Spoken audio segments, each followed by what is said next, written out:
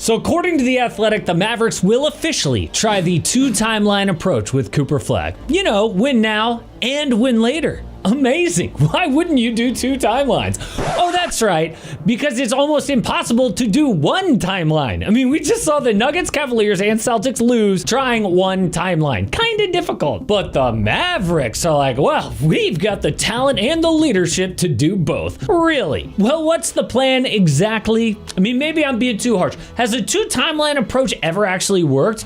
Yes, it has. So what is the Mavericks' plan? Because details just got leaked and it is wild. But conference finals are underway, blowout or non-blowout. I'm having a ton of fun playing underdog no matter what. When I'm playing pick'em, I pick higher or lower for whatever stats on the game that I'm watching that night that I think are gonna hit.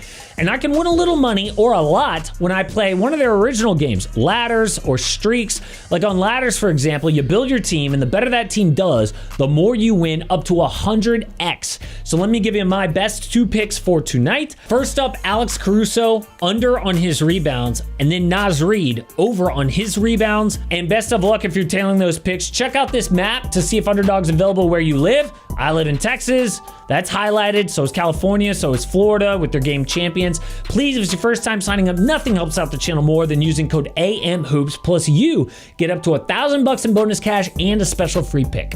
Well, the Mavericks' two timelines are Anthony Davis and Kyrie now, and Cooper Flagg later. But they will not trade the pick to maximize AD and Kyrie, and they will not trade AD to maximize Cooper Flagg. What's wrong with that? Well, in the last video, I showed how rookies don't usually lead to winning, no matter how good they are. LeBron won 35 games as a rook, Wemby just 22 wins, but Cooper is different. See, those guys were expected to carry their team, especially on offense, but Flagg's strength is D. He measured at 6'8" without shoes at the combine, will probably get bigger. He's able to defend in the paint and on the perimeter. Got 52 steals and 50 blocks in just 32 games at Duke. Plus, he doesn't need the ball to be effective, so Cooper can fit perfect right away. But there are two major concerns. First is offense. See, after Kyrie went down and AD came back from injury, Dallas had the 24th ranked offense in the NBA, dead last in threes. So do you really want to put that big of an offensive burden on 18-year-old Cooper Flagg? I mean, it's bad enough to lean on the kid, but there will be expectations to win now. That's the two timelines. And the second problem is his age. And I know dude is good, but he is 18 years old. He is so young that if he was 11 days younger, he would be too young for the NBA draft. Just 10 days older than LeBron when he was drafted, which means by age, they are basically getting a high school kid. Oh, but he's a #1 pick, which means the Mavs now have 3 #1 picks leading their team: Kyrie, AD, and Cooper. The problem is when Kyrie was drafted #1 in 2011, Cooper was 4 years old. When AD was drafted, Cooper was 5 years old. It's a huge risk. And yes, Cooper plays older than his age. I mean, the hype really went crazy when at 17, he shook off all-world defender Drew Holiday, then hit a 3 in AD's face. Yes, you cannot deny that. But also, this wasn't an NBA game, people. Are we acting like those guys were giving their all? But the alternative is Giannis? You know the Bucks would do that in a heartbeat. Then they would really give the AD timeline a chance to win a championship. This stuff is hard. Or do you trade AD to maximize Cooper Flagg? Because the Mavs don't control any of their picks from 2027 to 2030. So what are they going to do when AD gets old? If he breaks down, how are they going to build around Cooper? Not through the draft. You can't trade for anyone to help Cooper. You don't have any picks. This is the exact opposite of what the Spurs are doing with Victor Wembanyama. Oh, shoot, we had a down year. No problem. Our record sucked, and the pick ends up at #2. So now the Spurs get to add yet another huge talent around Wemby. But the Mavs, if things go south, they don't have a draft pick to fall back on. I mean, even San Antonio was like, Yo, we got to get DeJounte Murray out of here to maximize Wemby. And DeJounte was 25 years old.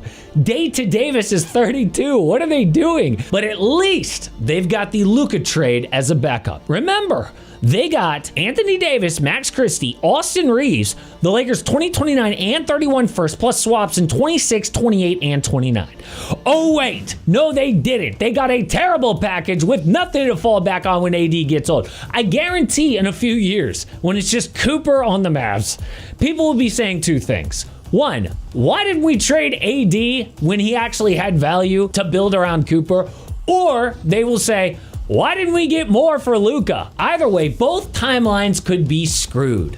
Or will they? Because two timelines has actually worked in the past. Of course, the latest version was the Warriors. In 2020, they got the number 2 pick. And then in 2021, they got number 7 and 14. And yes, they were able to win the 2022 title while having the young guys on the roster, which means it worked. But that's only one timeline, the win now timeline. What about the win later one? Well, Wiseman's gone, Kuminga probably is too, and Moses Moody is average at best. So they would have been better going all in on one timeline. Who knows if Steph could have ring number 5 or 6, but when has it worked? Well, in the 1970s, the Lakers were on the verge of winning, but they took Magic Johnson at number 1 in 1979. He put them over the top. Then, when their older players started to fade, the young guys started to shine, and that kept them dominant all the way to 1991. From 1977 to 91, they made at least the conference finals 11 of 15 seasons. Damn! Another example is the Spurs, from David Robinson to Tim Duncan. A great team kept the number 1 pick instead of trading it for a vet, and they won the title with the young guy dominating. And by the way, Duncan to Kawhi doesn't actually count because Kawhi was the number 15 pick. Getting the number 15 pick wasn't like this big fork in the road where they had to choose a timeline. They just happened to draft a really good guy. I'm talking about a really good team that gets like the top pick. But why did our two examples there really work? Because the rookies ended up being top 10 players of all time. Magic Johnson, Tim Duncan, okay? Is Cooper that? Are you sure? Also, both of those teams had vets who were reliable, unlike the Mavericks. And speaking of reliable, Kyrie is injured, and the Mavs have a backup plan. Jake Fisher reports that sources say Dallas will be looking to add a capable starter this summer who can later transition into a complementary role once Irving has returned to active duty. So a point guard to make AD and Cooper competitive year one. Well, the free agent options at point guard are Tyus Jones, Trey Jones, Chris Paul, D'Angelo Russell, and Malcolm Brogdon. And yes, reports say that CP3 will probably not be a Spur next year. But what about trading for a point guard? Because the Mavs have a ton of front court depth with guys like Davis Flagg, PJ Washington, Daniel Gafford, Derek Lively. So what if they traded one of those for Lonzo Ball, Austin Reeves, Drew Holiday, Colin Sexton, or Jordan Clarkson? Now that is an interesting list. I think the best option is Reeves. Obviously, the Mavs and Lakers have a history of working together, but LA also really needs what Dallas has a lot of, a big. I mean, yeah, Lakers love Austin Reeves, but he's pretty redundant on a team with LeBron and Luka on the roster. We saw that in the playoffs. So what about the Mavericks get Reeves for Daniel Gafford and the Lakers get their 2029 first-round pick back? Okay, that might be a little cheap for Reeves. They might have to throw in another pick, maybe a swap. And LA says they love him. But I know a lot of people are going to be excited about Lonzo Ball. He would be cheap and talented, but his health is still a gigantic question mark. Either way, this is still the two-timeline approach going this way, which might sound okay on paper, but in reality is setting both timelines up to fail. But if dealing Cooper is not going to happen, we might still have fireworks on draft night. There's reporting that the top 3 picks could be in trade discussions. So I looked at what the Spurs and Sixers could get if they put picks 2 and 3 on the market.